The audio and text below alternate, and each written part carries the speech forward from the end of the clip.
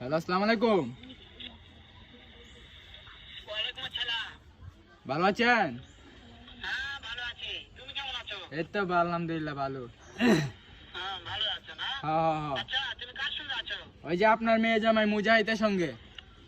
ওই মাদার চোরের সঙ্গে। ওই মাদার চোরটা এতই হারামজাদা। ওই শুয়োরের বাচ্চা, ওই লুটির বাচ্চা। কারবাঞ্চের বাচ্চা যদি বেটা নাগিন কিছু পারছো গিলিশা।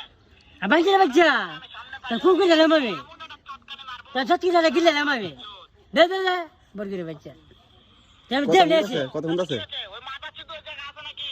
ও আমার কথা শুনতে কারবাঞ্চের বাচ্চা আমার যদি বেটাকে শুনে তোর প্রেম করে আমি শুনছি ভালোবাসি এমন একটা চটকানে মারবো শালা শুয়োরের বাচ্চা, লুটির বাচ্চা।